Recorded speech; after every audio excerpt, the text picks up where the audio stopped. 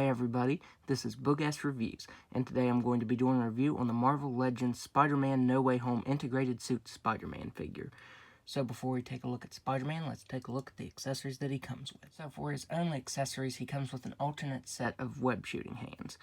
And it still makes me angry that Hasbro doesn't include any wall-crawling hands with these Spider-Man figures. That would be really cool. That's usually why I leave my Spider-Man figures displayed with, is the wall-crawling hands.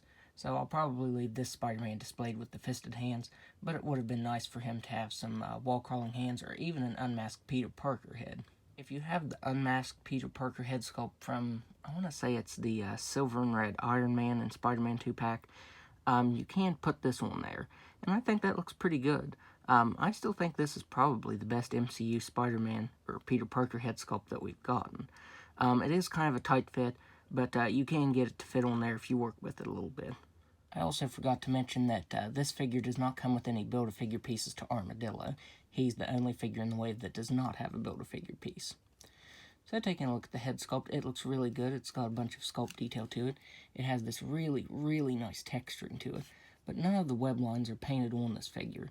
Hasbro hasn't been painting the web lines on quite a few Spider-Man figures, so after this review, I'll definitely be painting them on myself. But this suit looks very interesting. The design looks very cool. It looks like his previous suit mixed with the Iron Spider. I think that might be why it's called the integrated suit, because he managed to integrate the Iron Spider into his last suit. And like I said, it looks really nice. You get some really good texturing all over. Paint gets a little bit spotty up here towards the top of the Spider logo. Right here you can see a black mark, and right here you can see some red showing through. But other than that, it looks pretty good. That gold really stands out. It's a very shiny gold collar. This time Spider-Man has the gold web shooters with some blue and white details to it. You get some more of that texturing and some sculpted on lines. And then you get some red trim down here around the boots. And there is the back of the figure. You get some more of that gold logo on the back, and it looks really nice. Most of the line work on this figure came out pretty clean. You can see where there's a little bit of color showing through the gold right there, but honestly it's not too bad. Most of the line work came out pretty clean on this figure. So now let's go ahead and go over his articulation. He has a ball jointed head that can look up just slightly. He can look down all the way. He can move his head side to side, and you get a little bit of tilting.